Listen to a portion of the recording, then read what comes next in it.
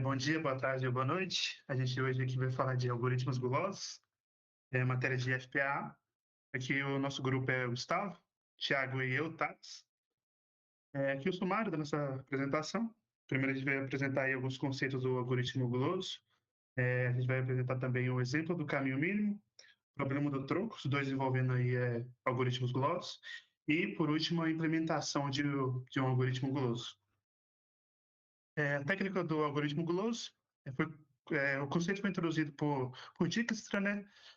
No momento atual de cada decisão do algoritmo guloso, a decisão de menor custo é tomada, ele não volta atrás, ele é míope, né? Então, o que importa é somente a decisão atual, ele não volta atrás, ele não sabe o que aconteceu antes, só o passo atual que importa para o algoritmo guloso. Então, não considera momentos futuros ou passados, é um algoritmo otimizado, né? Um algoritmo de otimização. Para resolver algum problema aí com o algoritmo guloso, a gente pode seguir aí uma certa propriedade gulosa, né?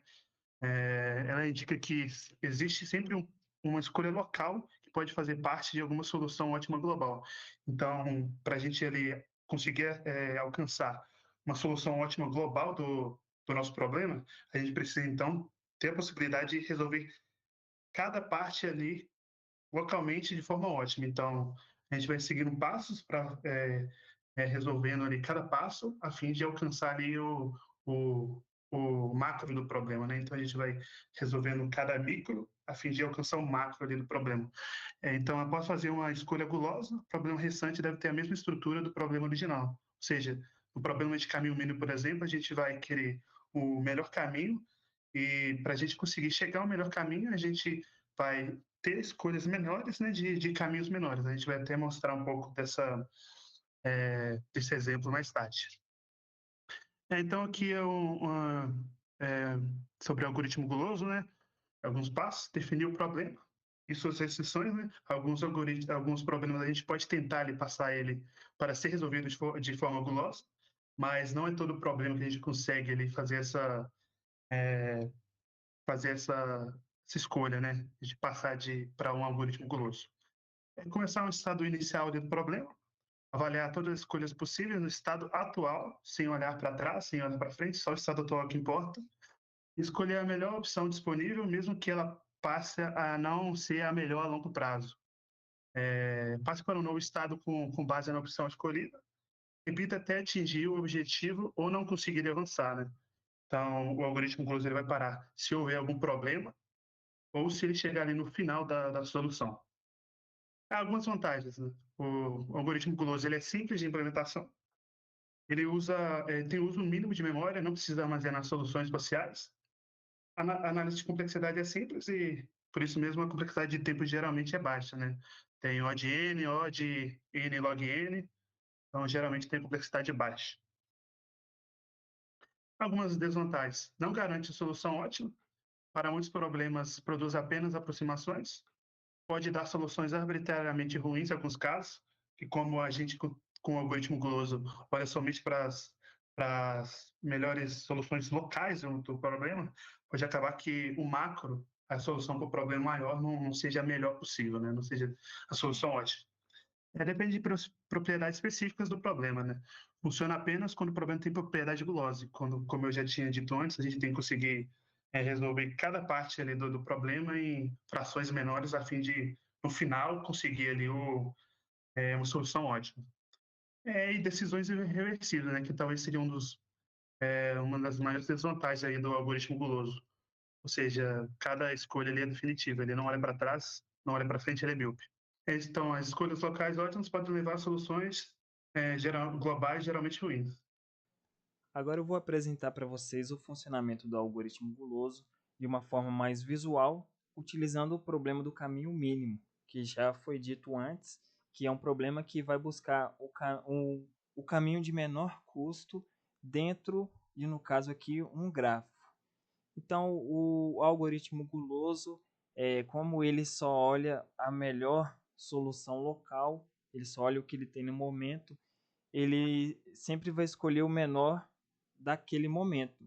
Então, se a gente ir para o próximo passo aqui, ele vai começar verificando aqui entre o 2 e o 7 qual é o menor caminho. E sendo assim, para ir para o próximo passo, ele vai escolher o menor caminho, que no próximo passo aqui seria o 2. Então ele vai escolher esse caminho 2 e vai seguir para o próximo para fazer a verificação. Aqui embaixo foi adicionado o caminho que ele já fez percorrido, que ele começou pelo 2. E agora ele vai fazer novamente a verificação local para saber qual é o caminho de menor custo para o momento atual. Entre o 9 e o 5 é o de menor custo, então ele vai seguir para o próximo passo, vai adicionar no caminho percorrido 5 e agora ele vai vir para o caminho da frente e fazer novamente essa verificação. Como já foi dito antes, ele não olha para trás, ele é um algoritmo que só olha para frente, então aqui ele estaria olhando para o 22 e o caminho com o valor 15. Então, como o 15 é o menor, ele iria para o caminho do 15 e seria o próximo passo, que aí ele adicionar no caminho percorrido 15, chegaria no final do gráfico, e aí ele teria um custo de 22, que foi esse caminho que ele percorreu. E aí essa seria a solução ótima local que o algoritmo guloso conseguiu encontrar. Aqui está um exemplo de qual seria a solução ótima global, que seria o caminho, o real caminho de menor custo. Como o algoritmo guloso não consegue ver todos os caminhos antes de começar a andar, ele vai vendo de acordo com que ele vai andando, ele não consegue ver qual é o menor caminho global, só o local. E o global, no caso, seria esse caminho de cima, que ele vai percorrer pelo 2, o 9 e o 1, e que teria um custo bem menor, aí, 10 a menos que o uso do algoritmo guloso, que é um custo de 12, e essa seria a solução global. Então, para falar um pouco do problema que nós escolhemos para representar o uso do algoritmo guloso, nós escolhemos o problema do troco mínimo, que consiste em um problema onde é passado um valor e o algoritmo tem que calcular qual o mínimo de moedas que eu consigo dar de troco para esse valor. Esse problema ele é classificado na classe P, que ele pode ser resolvido em tempo polinomial e, por consequência disso, ele também é NP, pois ele também pode ser verificado em tempo polinomial. Aqui é uma exemplificação do que foi dito antes, mas de forma mais gráfica, e a gente vê que ele estaria ali no problema P, que está dentro do tempo polinomial, que pode ser resolvido em tempo polinomial, mas também ele está dentro de NP, que seriam os que podem ser verificados em tempo polinomial. Então, para falar da parte da implementação, nós utilizamos duas implementações, dois métodos de implementar esse algoritmo, que foi a implementação recursiva e a iterativa. Então, eu vou começar falando da nossa implementação recursiva do algoritmo, que é essa seguinte. Começa com, nós temos uma variável aqui, um vetor definido de forma estática, com o valor das moedas. No caso, a gente tem a moeda de 100, que seria um real. Nós temos a moeda de 50 centavos, 25 centavos, 10, 5 e 1, definido de forma estática. E aí o algoritmo ele começa recebendo como parâmetro o valor e a posição. A posição, no nosso caso, seria sempre a inicial, porque o vetor, como ele está em ordem decrescente e é um dos requisitos para o algoritmo guloso funcionar, a gente sempre vai começar verificando da maior moeda. Então, na linha 3, nós já verificamos essa entrada que nós temos, que se o valor ele for menor ou igual a zero, não é possível dar um troco, então eu retorno zero, ou se a posição for maior do que o vetor de moedas que eu tenho, eu também não consigo verificar, então eu retorno zero. Na linha 6, ele faz a segunda verificação, que é se o valor ele é maior ou igual a moedas na posição atual. Se ele for, ele vai fazer o quê? Ele vai fazer o retorno somando 1. Esse 1 mais serve para salvar a quantidade de moedas que vão ser utilizadas. Ele vai retornar a quantidade mínima de moedas que foi utilizada. e vai chamar a função de forma recursiva, a função cálculo troco, passando o valor menos a moeda atual e a posição, ou seja, ele vai verificar novamente na mesma posição se o valor ainda é maior ou igual a moedas na posição atual. Se não for, aí ele vai para a nossa terceira condição, que é o 9 aqui, que ele vai retornar o valor quando ele não é maior ou igual a moeda na posição atual, ele vai retornar o valor e vai ir uma posição à frente. Então, como o vetor está em ordem decrescente, ele vai garantir que ele sempre vai verificar com moedas menores até conseguir encontrar alguma moeda que vai atender esse requisito e volta a executar a linha 7. E com isso, no final, ele vai retornar o número mínimo de moedas necessários para a cidade de troco para o valor que foi passado. Agora passando para a nossa implementação iterativa, aqui nós temos um método que chama troco de moedas, né? A gente vai receber aí o valor e as moedas possíveis aí para a gente dar esse troco, né? Primeira coisa que vai fazer ali no método na linha 3 é identificar o troco para o valor. Então vai fazer um for each ali dentro das moedas. Na linha 6 é verificado e dá para qual que é o número mínimo ali de moedas para o determinado valor. Por exemplo, se eu entrar com input de 20 e tem uma moeda de 10 centavos, serão 2 moedas para esse troco de 20. Satisfazendo essa condição, ele vai entrar ali no if. Se a quantidade de moedas atuais for maior que zero, ele vai entrar e vai imprimir na tela essas moedas que estão sendo utilizadas. Na linha 10, ele vai fazer a divisão com o resto ali do valor com as moedas. Então, o resto da divisão de 20 por 10, no caso, vai ser zero. Então, nesse caso, a gente coloca tendo o input de 20, troco de 20 centavos, a gente vai utilizar 2 moedas de 10.